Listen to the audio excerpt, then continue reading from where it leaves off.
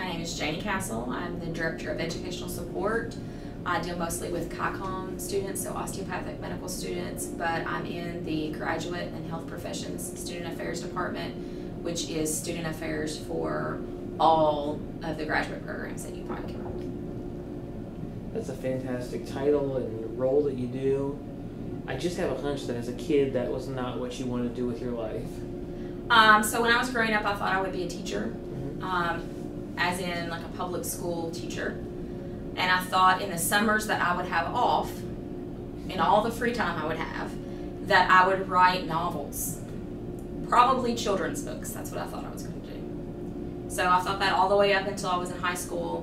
When I was probably a junior, I had upper level biology courses, and then that changed my mind about what my major would be when I went to college. So, and when I ended up going to college, I did a double major in biology and English. And then at that point, I thought I was going to do like a PhD in biology, probably genetics. And so for most of the time that I was in college, I did things that were related to biomedical research and genetics research, being a lab assistant, working in the summers, things like that.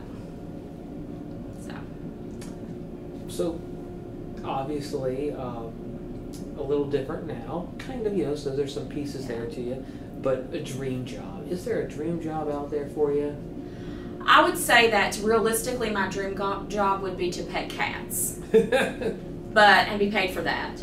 But I don't think that that is something that's ever going to happen. I don't think that anybody's ever going to call me up and say, yeah, all you have to do all day long is pet cats. So I think that for me, it's more about what fits. I have this strange skill set from having different careers beforehand, so teaching and law, and then my science background as well. And so I think that positions like this sort of draw on those different skill sets, and they end up being a fit even though it seems like they wouldn't be. So I think that my dream job is not happening ever. But this is something that I feel that I am a good fit for. So I would say that as far as realistic dream jobs, it would be probably higher ed. And what would you say spurred you onto this path that you're on now? So I would say maybe I boomeranged. So I was interested in teaching all the way up until I decided I was interested in science. And so then when I was in college doing research, like lab research, that was very boring to me. And so I felt that I didn't have a lot of interaction with other people. So during the summers, you're in the lab, you're doing the same repetitive tasks over and over again. You have some interaction with the person who is head of your research project, who you're assisting with the research, but there's not a lot of interaction with anyone else. There was no one else in the lab with me, and I found that I did not like that. I really needed to have more interaction with people, feel more like I was doing something with people on a daily basis, not necessarily the exact same thing. It can be similar things, but not like load a gel, run the gel, get the results, take a picture, go out, collect plants, grind them up, create a solution, put something in a a little tube, put it in a PCR machine, sit and wait. Those things were too repetitive. I needed to have something that was had some more variety. So I talked to some mentors, and they suggest that I go back to originally what I had thought I wanted to do, which was teaching. And so I applied to some graduate programs, and I was admitted to some graduate programs, but at that time I did not think that I didn't think I had the ability to do that. And I lacked a lot of, I guess, support in growing up of people who said, you are capable of doing certain things. And the people that I did have, I didn't necessarily believe that I could do those things. Probably because I was a first generation student, and growing up for part of my life I was low income, and so sort of that whole they're going to figure out I don't really belong here kind of thing. So I didn't end up pursuing a graduate degree in biology. I ended up pursuing a graduate degree in teaching so that I could get a teaching certification. So I do have undergraduate degrees in biology and English, but then I have master's degrees in teaching biology and teaching English in the secondary level. So then I taught for a while, and then I thought, this doesn't feel like everything I'm supposed to be doing, that I'm supposed to be doing something else, that this isn't all that I'm supposed to be doing. And then also there was not a lot of job security in teaching in Eastern Kentucky at the time. And so I felt like I was getting bounced from one county to another because I was a newer teacher. Even though I was in like a high needs field, I was in science at the time, teaching science. So I thought I will apply to some other kind of graduate or professional school. And so then when I was determining what I could do, there were just really a lot of things I could do because I had a biology degree and I had an English degree. So there was lots of options. So I thought I will go into either pharmacy or I will go into law because that's what people thought, that people told me I could do, that I would be good at, people around me. And so I looked into what I would have to do for pharmacy, and it looked like I was going to have to go to school some more to get more requirements met, and that did not. I had just finished a master's degree in teaching, so that didn't seem that great to me. I wanted to go right into a professional program. So I took the LSAT, and I did well enough to be offered full tuition scholarships to some places, and so I took that to be the sign that that was what I was supposed to do. So I went to law school, and then I worked as an attorney, and then while I was working as an attorney, I felt like this is not what I'm supposed to be doing.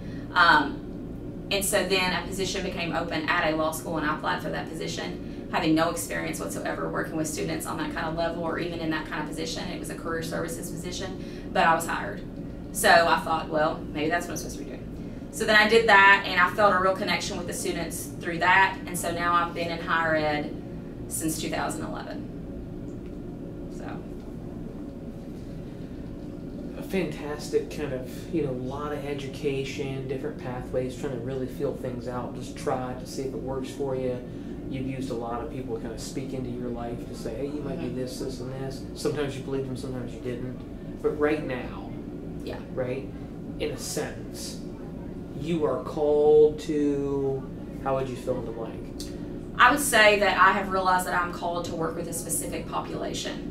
And the population is first-gen, low-income students or students that are from similar backgrounds. So it can be rural area, urban area, but just mostly students that had some kind of struggle going through life that perhaps makes them think that they are not able to do something that in reality they are able to do. And would you say that with this call that you have, that what you're currently doing aligns with that call? Oh, I would say it does, because KYCOM itself has a mission to reach out to students that are in a specific region, so the Appalachian region, and there is a mission to draw part of the student population from that particular region for the purpose of fulfilling the school's underlying mission, which is to create more primary care physicians in underserved areas. And so one of those underserved areas, as most people know, is Central Appalachian region. And so quite a few of the students from, at KYCOM are from Central Appalachian region. Quite a few of them were originally first-generation students, and they may be the first in their family to be in a professional environment, just as I was. They may be from a low-income background or be in a low socioeconomic status. They may be a minority student or something like that, or just from an area where there's not as high level of education as there are in other areas. And so I feel like this current position really has me doing that. I also work with students in the OMS PRE program, so the 4+4 program for undergrad students from UPike that want to come to KYCOM. And through that program, if they complete that, then they get guaranteed admission to KYCOM. And so some of the students in that program fit that profile as well, and I'm able to work with them and sort of counsel them on how they can be stronger applicants, how they can be more successful when they get into medical school. Who would you say had the biggest influence on this call of yours? So I would say that in both positive and negative ways, the person that had the most influence in all of my decisions regarding education, career, underlying would have been my mother. So my mom,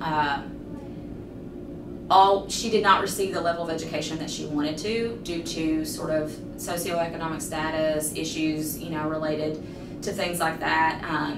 She never really felt like she could go to school. She was never really told growing up that there was an option for her to have higher education. She never felt like she could. And that was something that she would have liked to do, but she never really felt like anybody supported her in that. And so when myself and my brother were growing up, my mom always made it very clear that there was an expectation that we go to college.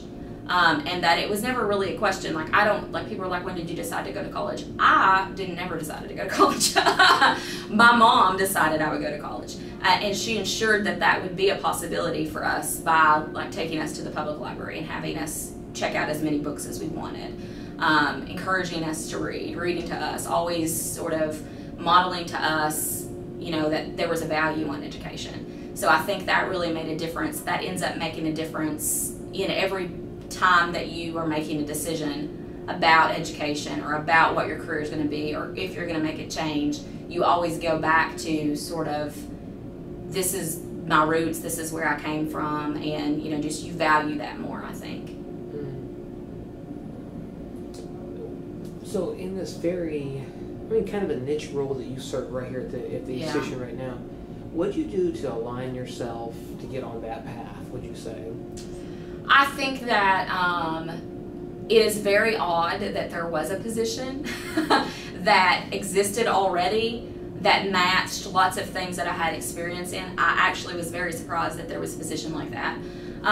So in my role, some of what I do is academic support, which I have experience doing on the undergraduate level through like a TRIO program. Then part of it is career advising, which I have experience having worked in career services for a law school for 4 years. And then some of it is just working with students from a particular population to sort of help guide them where they're going, which has sort of been a recurring theme in all of the higher ed positions that I've had. But also, there's a lot of a teaching, counseling component to what I do, which is similar to when I taught school. So I don't think that I necessarily purposely aligned myself to do that. I think that just what at the time seemed like choices that I needed to make in order to be in a position that was a better fit for me, retrospectively that led me to a position that built on all of those things. But I never had like an end goal in mind and then worked toward that goal. I always thought I would want to move up in higher education, like progress in higher education to higher positions, but I never had a position in mind and said, I need to have these different experiences in order to meet those requirements. It's just that's how it ended up being because I had diverse experiences. And so I sort of set myself up to be very well-rounded, which fits very well into student affairs, but I never really sat down and said what I should have done, which was sat down and said, this is what you need in order to be well-rounded. That wasn't how it happened for me. So I suspect as a first generation, at times low income, student who had dual majors, got a master's, a couple masters, went to law school, you probably haven't had any challenges or obstacles, right? Oh, of course not. No, everything's been great. No, there have of course been lots of things along the way that have been challenging, and I think that when you're from any of those populations, so a first-gen student, a low-income student, a student from a rural area, any of those things can be setbacks if you allow them to be. But I have had people in my life that sort of modeled that that is not an excuse.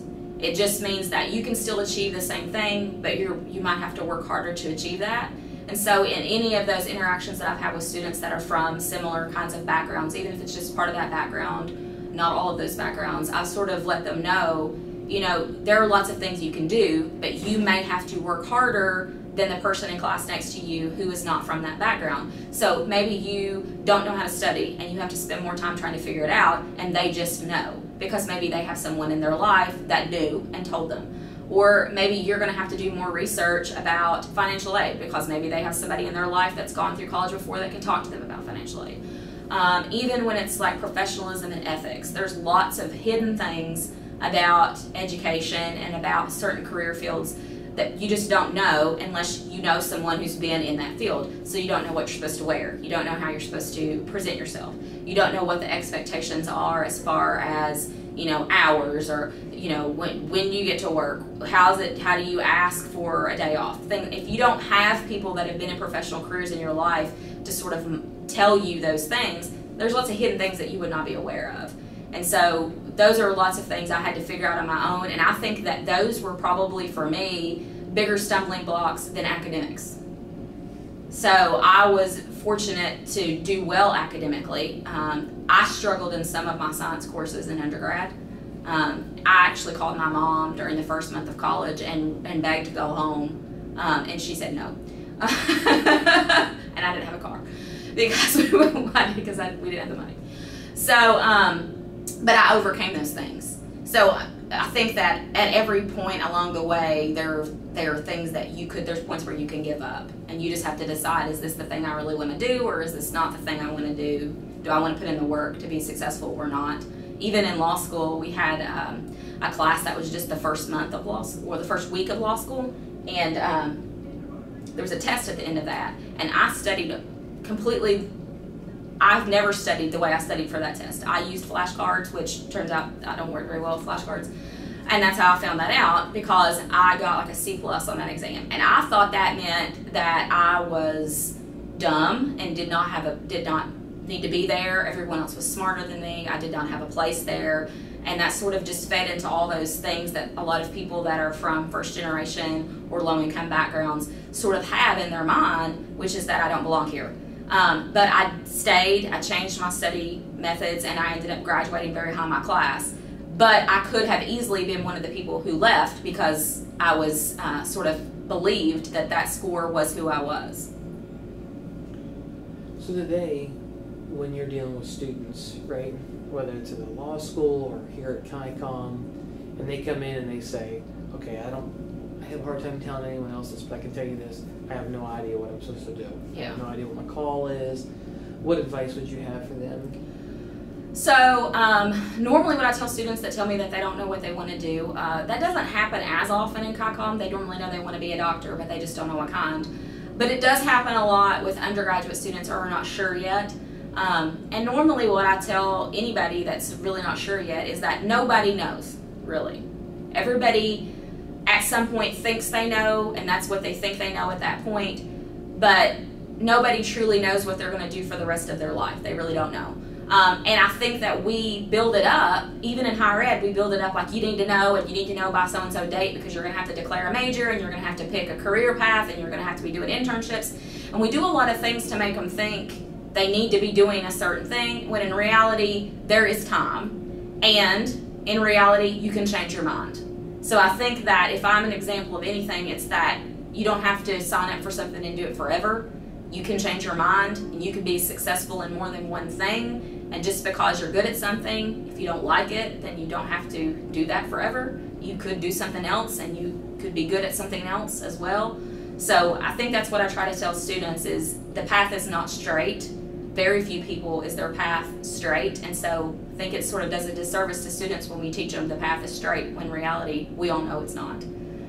So I think sort of they need to spend more time exploring what they really want to do, doing a lot of thinking about what am I happy doing, what do I feel like I could do day in and day out, and even though there are stumbling blocks, I would be able to put up with those if I'm doing this thing. Versus, I really like doing this, but if there's going to be a lot of things in my way, I'm not going to want to be able to come to work every day, even though it's a thing that I kind of like doing. So, exploring options, being true to yourself about who you are and what is a good fit. I kind of think that the fit of something, how you feel while you're in a place, how you feel while you're doing a certain job, is more important than what that job is. And more important than if it's something you've done for a long time or whatever. I think it's more important, you know, is it something that you like doing? Is it something that you feel that you're growing doing? Do you feel like that you're progressing at all?